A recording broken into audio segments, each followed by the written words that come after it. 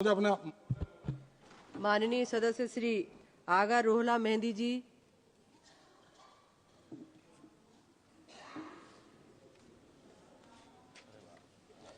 Thank you madam chairperson. मेरे पास वक्त उतना ज़्यादा नहीं है, कम है, मैं पॉइंट पे आ जाता हूँ। हैरत हुई जब एक पैराग्राफ सुना भी और फिर पढ़ा भी पेज 19 में, जो प्रेसिडेंशियल एड्रेस में जम्मू कश्मीर के हवाले से जिक्र किया गया और ये बताया गया कि 370 हटाने के बाद वहाँ पे पार्लियामेंट इलेक्शन भी हुआ और असेंबली इलेक्शन भी हुआ।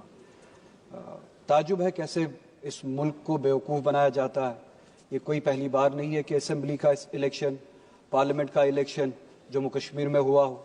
370 के होते हुए भी होता था, आपने नाजायज़ तरीके से 370 हटाया, उसके बाद भी इलेक्शन हुआ। 370 के दौरान भी लोगों ने जमहूरियत पे यकीन दिखाया, जमहूरियत के ज़रिए अपने फैसले किए और 370 के हटाने के बाद भी लोगों ने जमहूरियत के ज़रिए जवाब दिया। वो इलेक्शन होना कोई पहली बात नहीं है, कोई ख़ास बात नहीं है। इलेक्शन इससे पहले भी हुए, आज भी होते रहे, होते भी रहेंगे। जो चीज़ बतानी चाहिए थी, जो बताई नहीं गई प्रेसिडेंशियल एड्रेस में, कि जम्मू कश्मीर में 370 हटाने से क्या नुकसानात हुए, 370 के होने से क्या फ़ायदे थे, जो बात मुल्क को बताई नहीं जाती है, जो बात इस ऐवान को बताई नहीं जाती है, जो बात उस प्रेसिडेंशियल एड्रेस में होनी चाहिए थी, जिसका जिक्र नहीं हुआ। कुछ पॉइंट्स की तरफ मैं इशारा करूंगा। जो बात होनी चाहिए थी, हकीकत ये थी कि ह्यूमन डेवलपमेंट इंडेक्स अगर आप उठा के देखें 370 के होते हुए और 370 के बाद, 370 के होते हुए जम्मू कश्मीर कोई पिछड़ा राष्ट्र, पिछड़ा हुआ राज्य नहीं था, पसमानदा रियासत नहीं थी। 370 के होते हुए HDI के इंडेक्स पे, ह्यूमन डेवलपमेंट इंडेक्स पे जम्मू कश्मीर का शुमार 6ठे रियासत का होता था। अगर आप कंपेयर करें उन रियासतों से जहाँ पे बीजेपी गवर्न करती है, बिलखुसूस आपकी मखसूस और ख़ास रियासत गुजरात, जहाँ पे जम्मू कश्मीर का ह्यूमन डेवलपमेंट इंडेक्स 370 के होते हुए जम्मू कश्मीर का 0.712 था, वहीं पे गुजरात का वहाँ से ज़्यादा कम था, जो कि 0.677 में था। हरियाणा का जम्मू कश्मीर से कम था, 0.702 पे। उत्तर प्रदेश का उससे भी कम था, 0.596 पे। मध्य प्रदेश का जम्मू कश्मीर से बहुत ज़्यादा कम था, 0.606 पे। बिहार का 0.76 पे। काश उस तरफ तवज्जो दी होती। जम्मू कश्मीर पे जो तोहमतें लगाते हो, जो जबकि हकीकत कुछ और है। 370 के होते हुए जम्मू कश्मीर इन सब रियासतों से, जिसमें आपकी गुजरात भी शामिल है, बहुत ज़्यादा बेहतर थी। पॉवर्टी राइट 370 के होते हुए, जिसका जिक्र यहाँ पे नहीं हुआ, जो बताया जाना चाहिए था। जम्मू कश्मीर जो इस मुल्क की सर्वे हुई है, आखिरी सर्वे हुई है, जम्मू कश्मीर में 10.3% पे थी, जो कि गुजरात से कहीं ज़्यादा बेहतर है। गुजरात जहाँ पे 16.6 की पॉवर्टी रेट है, परसेंटेज है। यूपी की 29.4% है। मध्य प्रदेश की 31.7 पॉवर्टी परसेंटेज है। बिहार की 33.7 और 370 के होते हुए उसी मुकाबले में जम्मू कश्मीर की सिर्फ और सिर्फ 10.3 पॉवर्टी रेट थी। ये बताना आप भूल गए। इस मुल्क को आप बेवकूफ़ बनाते हैं, इस मुल्क को आप मिसलीड करते हैं। लाइफ एक्सपेक्टेंसी पे बात करें, 370 के होते हुए आपकी जो सर्वे हुई है इस मुल्क में 2009 से लेकर 2016 तक, अगर आप कंपैरिजन करें, जम्मू कश्मीर में लाइफ एक्सपेक्टेंसी की जो रेट थी वो उम्र बन चुकी थी 73.5, गुजरात की उससे कम थी 68.7, यानी जम्मू कश्मीर में लाइफ एक्सपेक्टेंसी ज़्यादा थी गुजरात से। हरियाणा में 69.4, यूपी में 60.3, मध्य प्रदेश में 60.2, बिहार में 68 और इस सब के मुकाबले में इन सबसे ज़्यादा कश्मीर में थी 73.5।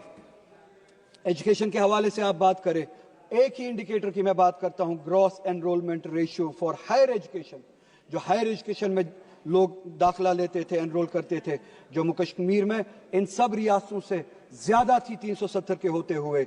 370 के होते हुए 30.9% थी जम्मू कश्मीर में, और गुजरात की उसी मुकाबले में बहुत ज्यादा कम थी 20.4। यानी कि जम्मू कश्मीर में 370 के होते हुए हायर एजुकेशन में 31% परसेंटेज जो है आबादी की जाती थी, और गुजरात में उससे बहुत ज़्यादा कम 20% जाती थी। हरियाणा में 29.4%, यूपी में 25.8%, मध्य प्रदेश में 22.6%, बिहार में सिर्फ और सिर्फ 14%। ये है हालत जो कश्मीर की थी, जिस राह पे ये कश्मीर था। इनकम की अगर बात करें, मैं ज़्यादा इंडेक्सेस में जाऊंगा नहीं। पॉवर्टी की मैंने बात की, जम्मू कश्मीर गुजरात से भी बेहतर था, हरियाणा से भी बेहतर था, यूपी से भी बेहतर था, मध्य प्रदेश से भी बेहतर था, बिहार से भी बेहतर था। सिर्फ 2 मिनट चाहिए मैडम चेयरपर्सन, मैं कंक्लूड करूंगा, मुझे पता है मेरे पास वक्त ज्यादा नहीं है। पोस्ट एब्रोगेशन का डाटा, एक ही इंडिकेटर उठाते, ये सारे इंडिकेटर्स 370 के होते हुए जो यहाँ पे बताया नहीं गया, पोस्ट एब्रोगेशन का इंडिकेटर एक ही अगर उठाए, एम्प्लॉयमेंट का, चूंकि मेरे पास वक्त नहीं है, उसी रियासत में जहां पे ये इंडिकेटर्स थे, आज एम्प्लॉयमेंट जो रेट है वो 32% पे पहुंची है। पहली बार हमने देखा है। यह 370 हटाने का नतीजा। 370 हटाने के बाद यह बताया गया, मुल्क को बेवकूफ बनाने की कोशिश की गई कि इलेक्शंस हुए। इलेक्शंस उससे पहले भी होते थे।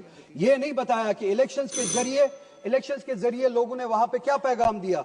इलेक्शंस के जरिए पैगाम दिया, असेंबली में रेजोल्यूशन पास हुआ, न सिर्फ 370 बल्कि कॉन्स्टिट्यूशन के जरिए इस रियासत को, जम्मू कश्मीर को, जो 1953 से पहले जो स्टेटस मिला था, असेंबली ने वो रेजोल्यूशन पास किया कि हमें तब तक ये स्टेटस कबूल नहीं है जब तक वो स्टेटस बहाल ना किया जाए। असेंबली के जरिए हालांकि मेरी वो ख्वाहिश नहीं है सिर्फ स्टेटहुड बहाल किया जाए यहाँ पे, मगर असेंबली के जरिए, और बहुत सारे लोग, सिर्फ 1 मिनट मैडम, सिर्फ 1 मिनट, बहुत सारे लोग आपके उन वादों पे उम्मीद लगाए हैं कि आपने यहाँ पे चलिए स्टेटहुड की बहाली के हवाले से वादे किए हैं, सुप्रीम कोर्ट में वादे किए हैं, वो वादे आप कब पूरा करेंगे और रेजोल्यूशन पे अमल कब करेंगे। जो स्टेटस था जम्मू कश्मीर का 1953 से पहले, वो एक दिन इस मुल्क को वापस करना पड़ेगा। और आखिर में मैडम, पूरे मुल्क में जो मुसलमानों की हालत है, मैडम कंप्लीट करिए प्लीज। सिर्फ 1 मिनट कंक्लूड करूंगा। पूरे मुल्क में मुसलमानों की जो हालत है, वो उस हालत के बारे में आप यहाँ पे जिक्र करना भूल गए। सुबह एलओपी ने भी जिक्र किया, उन्होंने भी अपने एआई रेवोल्यूशन का जिक्र किया, विजन का बताया।